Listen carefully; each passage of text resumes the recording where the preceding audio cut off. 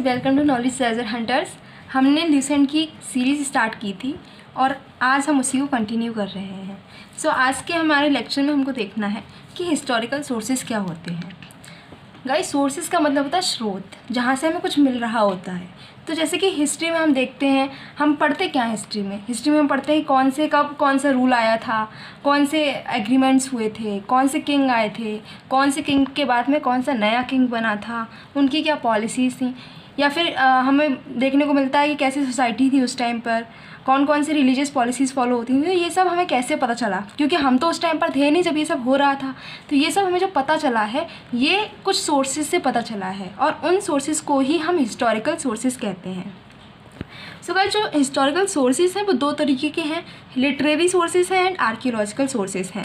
Literary sources mean जैसे कि नाम से पता चल रहा है कि जो कुछ लिखा हुआ है, जैसे बुक्स हो गई किसी के बारे में लिखा हुआ है, कोई पोएम है, कोई इंस्क्रिप्शन है, या फिर किसी की कोई डायरी मिल गई है, तो वो सारे लिटरेरी सोर्सेज होते हैं। वहीं पर अगर हम बात करते हैं आर्कियोलॉजिकल सोर्सेज की, तो आर्कियोलॉजिकल सोर्सेज वो सोर्सेज होते हैं जैसे कि किसी का कोई हमें किसी की ज्वेलरी मिल गई है, या फिर किसी का महल बचा हुआ है वो मिल गया, किसी का मॉन्यूमेंट है, या फिर कोई बर्तन मिलते हैं। ऐसा कोई ऐसी चीज़ मिल जाती है जिसको देखकर हमें पता चलता है कि उस टाइम क्या चल रहा था, तो वो होता है आर्कियोलॉजिकल सोर्सेज।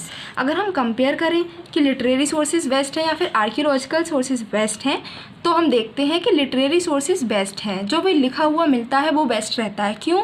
क्योंकि हम उसको चेंज नहीं कर सकते हैं। लेकिन अगर हमें किसी की कोई ऑर्नामेंट मिला है या फिर कोई पॉट मिला है, उसको हम चेंज कर सकते हैं, उसको हम तोड़ सकते हैं। तो क्या होगा कि उसकी जो उसकी रियलिटी है उसको हम चेंज कर पाएंगे। लेकिन लिटरेरी सोर्सेज को हम चेंज नहीं कर सकते। जो एक बार लिख गया वो लिख गया।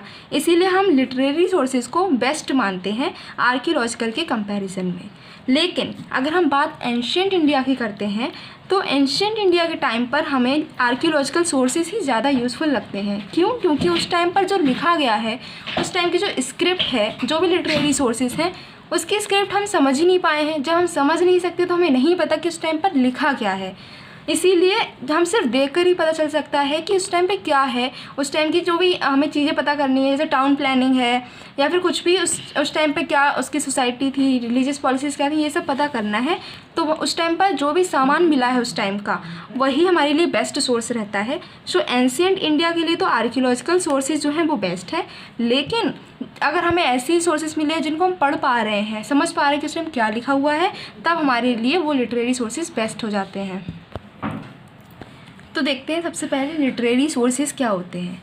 गाइस, जैसे कि हमने सोर्सेज को ही बांटा था लिटरेरी सोर्सेज और आर्कियोलॉजिकल सोर्सेज में, वैसे ही लिटरेरी सोर्सेज को भी हम दो पार्ट में बांट लेते हैं। पहला होता है इंडिजीनियस सोर्सेज, दूसरा फॉरेन सोर्सेज। आज के वीडियो में हम इंडिजीनियस सोर्सेज को ही कवर कर पाएंगे क्योंकि ये ही बहुत वास्ट है। इंडिजीनियस सोर्सेज होते क्या हैं? वो सोर्सेज जो इंडिया के अंदर हैं, जो कि इंडिया के लोगों ने ही लिखे थे, उन सारे सोर्सेज को हम बोलते हैं इंडिजीनियस सोर्सेज। इसमें क्या क्या इंक्लूड है? इसमें रिलीजियस सोर्सेज भी हैं और सेक्युलर सोर्सेज भी हैं।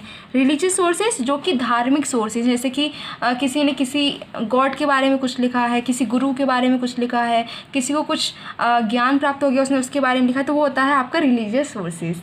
सेक्युलर सोर्सेज होता है अगर किसी ने किसी की बायोग्राफी लिख दी है, या फिर किसी के पॉलिटिकल बारे में लिखा है, सोसाइटी के बारे में लिखा, वो होता है सेक्युलर सोर्सेज। तो यहाँ पर हम देखते हैं religious sources and secular sources. Guys, जो रिलीजियस सोर्सेज हैं उसके अंदर आता है ब्राह्मणा, फिर बुद्धिस्ट टेक्स्ट आते हैं, जैन टेक्स्ट आते हैं, और सेकुलर टेक्स्ट के अंदर आता है हिस्टोरिकल टेक्स्ट हो गए, सेमी हिस्टोरिकल टेक्स्ट हो गए, या फिर बायोग्राफिकल टेक्स्ट हो गए। सबसे पहले देखते हैं ब्राह्मण या फिर हिंदू टेक्स्ट। ये कौन से टेक्स्ट हैं? ब्राह्मण टेक्स्ट जो है उसमें आता है श्रुति एंड स्मृति टेक्स्ट। ये जो भी हम टेक्स्ट अभी देख रहे हैं, इनको आगे के जब चैप्टर्स होंगे उसमें बहुत डीपली हम पढ़ने वाले हैं। लेकिन हमें पहले ओवरव्यू लेना है कि आखिर ये कौन कौन से टेक्स्ट हैं। इसलिए यहाँ पर सिर्फ शॉर्ट में बताया जाएगा कि टेक्स्ट कौन से हैं। ब्राह्मण टेक्स्ट है, इसके अंदर श्रुति एंड स्मृति टेक्स्ट आते हैं। श्रुति टेक्स्ट में संहिता या फिर वेद जिसको हम बोलते हैं, ब्राह्मण्स, आर्यांक्स एंड उपनिषद्स। स्मृति टेक्स्ट में आता है वेदांग्स या सूत्रास, स्मृतिस, एपिक्स जिसको रामायण एंड महाभारत बोलते हैं, एंड पुराण्स। चार संहिता या फिर चार वेद होते हैं, हम सबको पता है, ऋग्वेद, यजुर्वेद, सामवेद एंड अथर्ववेद। वेद जो है वेद्स ज़्यादातर हमें अगर किसी चीज़ के बारे में इंफॉर्मेशन देते हैं वो होता है रिलीजियस या फिर सोशो इकोनॉमिक लाइफ के बारे में ज़्यादा बताया है। पॉलिटिकल लाइफ के बारे में काफ़ी कम बताया गया है वेद्स में। और ये सारी जो लाइफ के बारे में बताया गया, किसकी लाइफ के बारे में है? आर्यंस की लाइफ के बारे में है। हिस्ट्री पॉइंट व्यू से अगर हम देखते हैं तो हमारे लिए ऋग्वेद एंड अथर्ववेद ज़्यादा इंपॉर्टेंट हो जाता है in comparison to Yajurveda and Samaveda. जो ब्राह्मण्स हैं वो कब बने थे, उनको कब लिखा गया था? वो लिखा गया था 1000 BC टू 600 BC के बीच के टाइम में हमने ब्राह्मण्स को कंपोज किया था। इसमें षटपथ जो ब्राह्मण हैं वो हमें बताता है गांधार, शाल्य, केकया के बारे में, जो कहाँ के रीजन है? नॉर्थ वेस्ट इंडिया के रीजन है। एंड कुरु एंड पांचाल, कोशाला, विदेह जो ईस्ट इंडिया के रीजन है, उनके बारे में हमें इंफॉर्मेशन कौन देता है? ब्राह्मण्स देते हैं।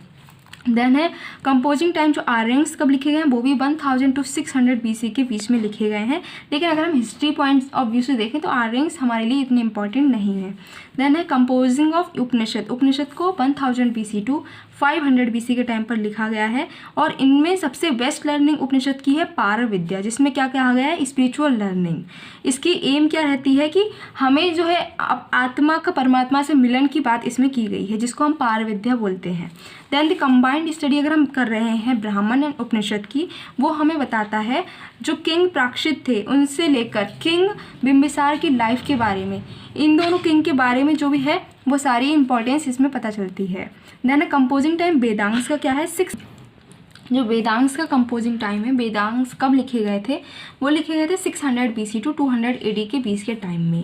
वेदांग्स हमें एंशिएंट इंडिया के बारे में बताते हैं, वहाँ पर उस टाइम पे कैसी सोसाइटी, वहाँ का सिविलाइजेशन, क्या कल्चर फॉलो होता था, इस सारी चीज़ों के बारे में हमें वेदांग्स इन्फॉर्मेशन देते हैं। स्मृति कब बनी थी? स्मृति को लिखा गया है 600 BC से 600 AD के बीच के टाइम में। स्मृति हमें क्या इन्फॉर्मेशन देती है? हमें नॉलेज देती हैं वहाँ के सोशल ऑर्गेनाइजेशन के बारे में, उनकी क्या थियरीज थी, क्या कस्टम थे, वहाँ के किंग के क्या राइट होते थे, उनकी क्या ड्यूटीज़ थी और किंग का उनकी प्रजा के साथ में कैसा रिलेशनशिप रहता था। इस सारी इन्फॉर्मेशन को स्मृति प्रोवाइड करती हैं। वहीं पर बात की जाए अगर एपिक्स की, वो जैसे कि एपिक्स में कौन कौन आते हैं? रामायण एंड महाभारत, जो कि 400 BC से 400 AD के बीच में लिखे गए थे। रामायण जिसको वाल्मीकि ने लिखा है वो हमें बताता है political, social and religious condition क्या थी इंडिया की उस टाइम पर जब रामायण लिखी गई थी। दिस बुक प्रोवाइड्स इन्फॉर्मेशन कि ओरिजिन और डेवलपमेंट कैसे हुआ जनपद का, उसके साथ साथ ही यवंस का और शाक्य का, इनका कैसे ओरिजिन हुआ है, उनका कैसे डेवलपमेंट हुआ है इंडिया में। इस सारी चीज़ों को हमें अगर पढ़ना है तो रामायण पढ़ सकते हैं। यानी महाभारत जिसको वेद व्यास ने लिखा था वो हमें पॉलिटिकल, सोशल, रिलीजियस कंडीशन के बारे में बताता है उस टाइम की इंडिया के बारे में। इट इज़ एक्सटेंसिव, ये कहा गया है कि महाभारत में वो सब कुछ लिखा गया है जो कुछ महाभारत में है वही भारत में है, अगर महाभारत में कुछ नहीं है तो वो भारत में भी नहीं है, ऐसा क्लेम किया जाता है। और महाभारत में कौरव एंड पांडव के युद्ध के बारे में बताया गया है। उसके बाद में अगर कंपोजिंग टाइम देखें पुराण्स का, वो है 400 BC टू 400 AD। इसमें पुराण जो है वो हमें बताती हैं कि गुप्ता पीरियड तक का जो हिस्ट्री हमारी इंडिया की हिस्ट्री है वो स्टार्टिंग से लेकर गुप्ता पीरियड के टाइम तक की जो हिस्ट्री है उसको पुराण्स बताते हैं। अब ये तो थे हमारे कुछ हिंदू टेक्स्ट। अब हम देखते हैं बुद्धिस्ट टेक्स्ट के बारे में। बुद्धिस्ट टेक्स्ट को हमने 2 कैटेगरी में डिवाइड कर रखा है। कुछ टेक्स्ट हैं जो कोई पाली टेक्स्ट हैं, कुछ हैं अनुपाली टेक्स्ट। पाली टेक्स्ट जो कि पाली लैंग्वेज में लिखे गए हैं उनको हम पाली टेक्स्ट बोलते हैं।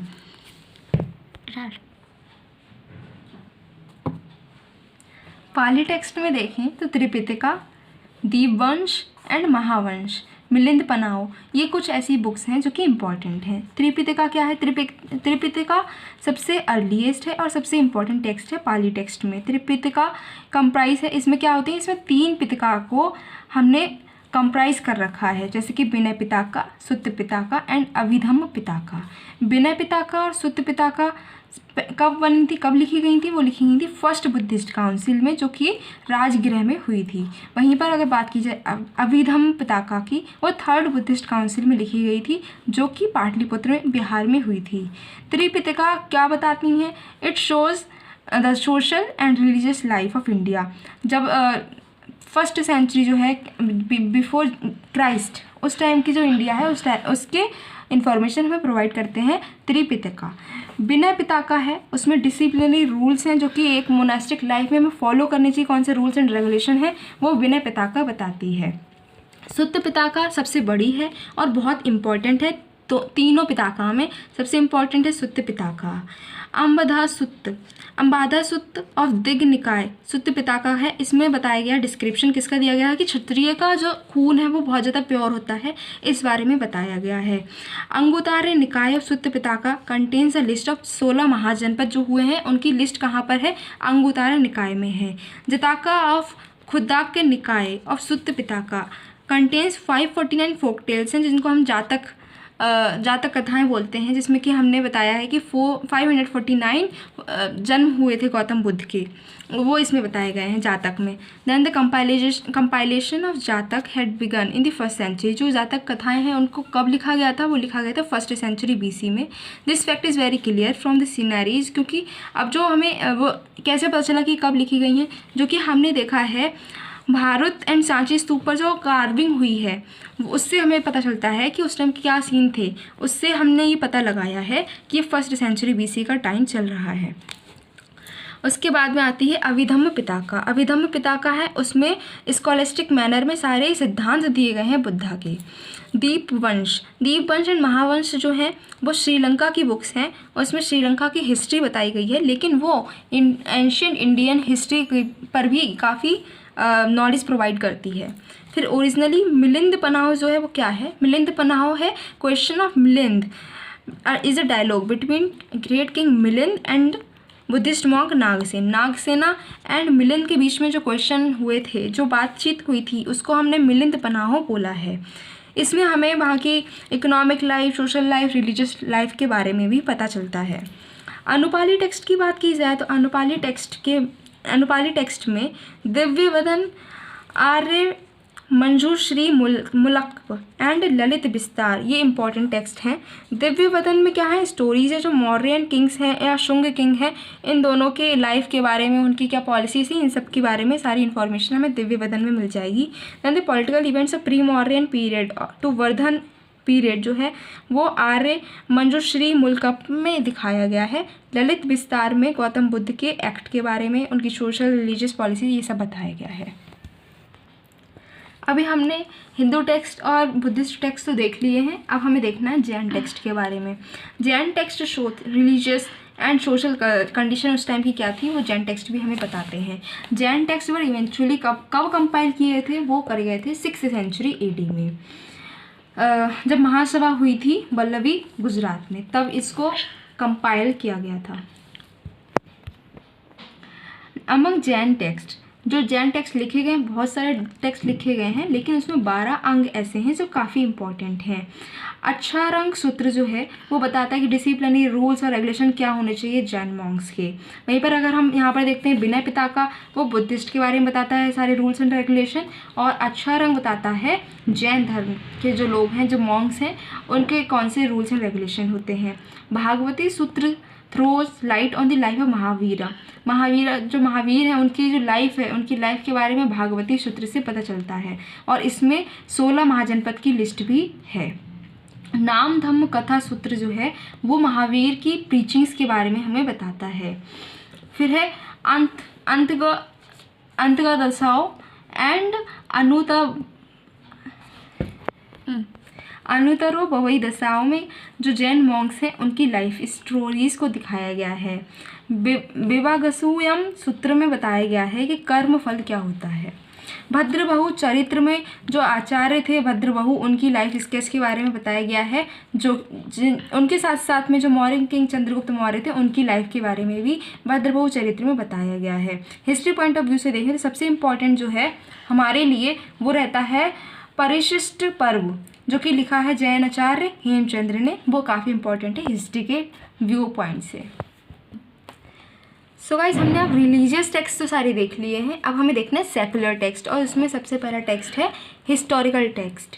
गाइस अगर हम देखें तो एंशियंट इंडिया हिस्ट्री के बारे में देखना है, मेडिवल कोई भी अगर हमें इंडिया की हिस्ट्री को देखना है तो उसमें हिस्टोरिकल टेक्स्ट काफ़ी इंपॉर्टेंट, मतलब बहुत ज़्यादा नहीं हमें मिले हुए हैं। एंशियंट इंडिया के तो बहुत ही कम टेक्स्ट ऐसे हैं जो कि हमें हिस्टोरिकल पॉइंट ऑफ व्यू से कुछ भी हेल्प करते हैं। वहीं लेकिन कुछ ऐसे हैं जो काफ़ी इंपॉर्टेंट है, जैसे कि कौटिल्य की अर्थशास्त्र जो इन्होंने 4th सेंचुरी में लिखी थी। इसमें ना केवल वहाँ के एडमिनिस्ट्रेशन के बारे में बताया गया है, बल्कि इन्होंने वहाँ की सोशल लाइफ कैसी थी, रिलीजियस लाइफ कैसी थी, उसके बारे में भी काफ़ी अच्छा विवरण दिया हुआ है। कमंदक्स की नीति सार है, उन्होंने जो गुप्ता पीरियड है उस टाइम की जो वहाँ पर राजकाज कैसे चल रहा था उसके बारे में बताया है। शुक्र नीति सार, उन्होंने बताया उस टाइम के कैसे राजा थे उसके बारे में बताया है। सोमदेव सूरी ने नीति सार नीति वाक्य अमृत लिखी है, जो कि उस टाइम की जो कैसे पॉलिटिकल लाइफ चल रही थी उसके बारे में इसमें उन्होंने बताया है। फिर बृहस्पति अर्थशास्त्र, उन्होंने जैसे कौटिल्य ने अपनी अर्थशास्त्र लिखी थी उसी के तर्ज पर इन्होंने अपनी एक बुक लिखी है। फिर बेस्ट एग्जाम्पल अगर अर्लीस्ट हिस्टोरिकल राइटिंग का है तो वो है रजत रंगनी जो है वो कल्हण ने लिखी है। काफ़ी इंपॉर्टेंट बुक है और कई बार ये एग्जाम में क्वेश्चन आ चुका है कि कल्हण ने कौन सी बुक लिखी है, तो वो लिखी है रजत रंगनी, तो इसको आप याद कर सकते हो। इसमें क्या बताया गया है, इसमें जो हिस्ट्री बताई गई है वो कश्मीर के राजाओं की हिस्ट्री है। जितने भी कश्मीर के राजा हुए हैं उन सबकी इसमें उनके राजा की बायोग्राफी इसमें दी गई है। देन है गुजरात की हिस्ट्री अगर हमें देखनी है तो प्रबंध कोश जो कि राजशेखर ने लिखी है, हमीर मद मर्दन जयसिंह ने लिखी है, तेजपाल प्रशस्ति वास्तुपाल ने लिखी है, प्रबंध चिंतामणि मेत्तुंग ने लिखी है। ये सब गुजरात की हिस्ट्री की कुछ इन्फॉर्मेशन हमको देते हैं। सबसे ज़्यादा इम्पॉर्टेंट अगर हम देखते हैं सिंध के बारे में अगर हमें हिस्ट्री देखनी है तो है चाचानामा, जो कि आपकी रहती है मोहम्मद बिन कासिम ने जो सिंध पर कॉन्क्वेस्ट किया था उसकी सारी ये हिस्ट्री प्रोवाइड करती है चाचानामा, और ये पर्शियन लैंग्वेज में ट्रांसलेट की गई है अरेबिक लैंग्वेज से। अब देखते हैं सेमी हिस्टोरिकल टेक्स्ट के बारे में। इसमें पहला नाम जो हमें अगर किसी टेक्स्ट का आता है वो आता है अष्टाध्यायी का, जिसको पाणिनि ने लिखा है।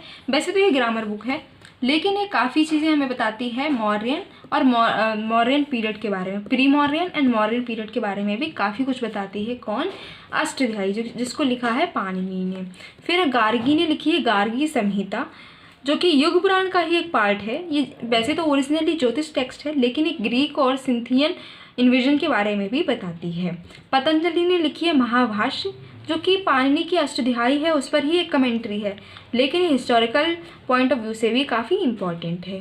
कालिदास का मालविकाग्निमित्र एक प्ले है जिसको एक ड्रामा है, लेकिन ये जो है काफ़ी सारी हमें इंफॉर्मेशन देता है शुंग डायनेस्टी की या फिर रॉयल डायनेस्टी की जो उससे पहले थी। इसको हम interior life of royal dynasty का मिरर भी बोलते हैं, और ये कालिदास का पहला ड्रामा था जो उन्होंने लिखा था। विशाखा दत्त ने लिखा है मुद्रा राक्षस, जो कि बेसिकली एक ड्रामा है लेकिन ये चंद्रगुप्त मौर्य के और उनकी लाइफ के बारे में बताता है, और चाणक्य जिन्होंने कैसे उनकी हेल्प की थी, और चंद्रगुप्त मौर्य ने कैसे चाणक्य की हेल्प से जो नंदा थे उनको हटाकर खुद वो राजा बने थे, इसके बारे में भी ये बताते हैं। अब देखते हैं बायोग्राफिकल टेक्स्ट। गाइस, बायोग्राफी क्या होती है? किसी के बारे में लिखना, वो होती है बायोग्राफी। तो इसमें ये जो सारे टेक्स्ट हैं इसमें किसी और ने किसी की लाइफ के बारे में लिखा है, वो सारे हमें टेक्स्ट देखने हैं। वैसे तो बायोग्राफिकल जो टेक्स्ट होते हैं वो ज़्यादा इंपॉर्टेंस हमें नहीं रखते। क्यों नहीं रखते हैं? क्योंकि उसमें बहुत बड़ा चढ़ाकर हम किसी की तारीफ़ लिखते हैं। इतना जो रियलिटी होती है उसको तो हम इग्नोर करते हैं, लेकिन अपने आप से ही एक्स्ट्रा तारीफ़ लिख देते हैं। इसीलिए क्या सच्चाई है, क्या झूठ है, क्या सच है, इसमें हमें पता नहीं चल पाता है, लेकिन फिर भी काफ़ी चीज़ें पता चल जाती हैं। तो सबसे पहले इसमें अगर हम बायोग्राफी टेक्स्ट में देखते हैं, सबसे पहले जो टेक्स्ट है वो है बनवट ने लिखा था हर्षचरित्र को। जो हर्षवर्धन है उनकी लाइफ के बारे में सब कुछ लिखा था बनवट ने, हर्षचरित्र। ठीक है, ये क्या है? सबसे अर्लीस्ट बायोग्राफिकल टेक्स्ट है इंडिया का, संस्कृत में लिखी गई है और इसमें 8 चैप्टर्स हैं। फर्स्ट 3 चैप्टर में तो बनवट ने अपने बारे में ही सब कुछ लिखा है, बचे हुए 5 चैप्टर में इन्होंने हर्षवर्धन के बारे में सब कुछ लिखा है। लेकिन ये काफ़ी बड़ा चढ़ाकर इसमें लिखा गया है, पर ये रिलीजियस और सोशल जो लाइफ वहाँ की थी उसके बारे में भी पता इससे हमें चल सकता है। लेकिन हर्षवर्धन के बारे में तो काफ़ी कुछ बहुत बड़ा चढ़ाकर इसने लिखा हुआ है। फिर बागपति राज की गौदबाहु, इसमें इन्होंने यशोवर्मन जो थे चंद्र रूलर कन्नौज के, उनकी विक्ट्रीज, उन्होंने क्या क्या कहाँ पर जीत उनको मिली थी, कितने युद्ध करे थे, इस सब के बारे में इन्होंने लिखा हुआ है। पद्मगुप्त परिमल ने लिखी है नव शशांक चरित्र, जिसमें उन्होंने बागपति मुंज जो कि परमार रूलर थे मालवा के, उनकी लाइफ के बारे में बताया है। बल्लाल ने लिखी है भोज प्रबंध, जिसमें उन्होंने भोज जो एक राजा हैं उनकी स्टोरी के बारे में लिखा हुआ है। बिल्हन ने लिखी है विक्रमांक चरित्र, जिसमें विक्रमादित्य 4 हैं उनके बारे में इन्होंने लिखा है। शांध्याकर नांदन ने लिखी है रामचरित्र, जिसमें उन्होंने पाल डायनेस्टी के बारे में बताया गया है। और नंदन ने खुद को वाल्मीकि ऑफ कलयुग बोला है, और उनके जो पैट्रन थे रामपाल को उन्होंने राम बोला है। उसके बाद में हेमचंद्र ने संस्कृत प्राकृतिक लैंग्वेज में उन्होंने कुमारपाल चरित्र लिखी है, जिसमें कुमारपाल के बारे में उन्होंने बोला है। फिर जय सिंह सूरी ने कुमारपाल भूपाल चरित्र लिखी है, जिसमें कुमारपाल जो चालुक्य रूलर थे अनिल वर के, उनके बारे में बताया है। आनंद भट्ट ने बल्लाल चरित्र लिखी है, जिसमें उन्होंने बल्लाल सेन जो कि सेन रूलर थे बंगाल के, उनके बारे में लिखा है। चंद्रबरदई जो कि कोर्ट पोइट हैं और फ्रेंड थे पृथ्वीराज थर्ड के, उनके बारे में इन्होंने लिखा है। और उन्होंने लिखी है पृथ्वीराज रासो जो कि फर्स्ट एपिक है इंडियन हिंदी लैंग्वेज में, जिसमें उन्होंने बताया कि पृथ्वीराज थर्ड और पृथ्वीराज और मोहम्मद गौरी के बीच में जो भी वॉर हुआ था उसके बारे में इन्होंने डिस्क्राइब करा हुआ है। फिर जैनक की पृथ्वीराज विजय इन्होंने लिखी है, जिसमें स्ट्रगल बताया गया है पृथ्वीराज थर्ड जो है उनके जो भी उन्होंने लड़ाइयाँ करी हैं उसके बारे में बताया गया है, और ये पोइटिक है। फिर जयचंद्र ने लिखी है हमीर काव्य, जो कि डिस्क्राइब करती है हमीर देव की लाइफ को, जो कि कहाँ के राजा थे, रणथंभौर के राजा थे। राजनाथ सेकंड ने लिखी है अच्युत राज व्युदया, जो कि तुलुव रूलर अच्युतदेव राय उनके बारे में बताया गया है। सो गाइस, हमारे जो लिटरेरी सोर्सेज के इंडिजीनियस पार्ट है वो यहाँ पर ख़त्म होता है। ये हमें एक टेबल दे रखी है जिसमें जो भी हमने अभी पढ़े थे, जितने भी राइटर हैं पोइट्स हैं, उन सबका यहाँ पे समरी दे रखी है। तो इसको आई थिंक जब हमने इतना पढ़ लिया तो इसको पढ़ने की ज़रूरत नहीं है। ये सारे हमें इसमें कुछ बुक्स जो दे रखी हैं कि किसने कौन सी बुक लिखी है, इंपॉर्टेंट है, इसको आप एक बार देख लेना। सो इस वीडियो को यहीं पर एंड करते हैं। Till then keep your knowledge treasure hunting.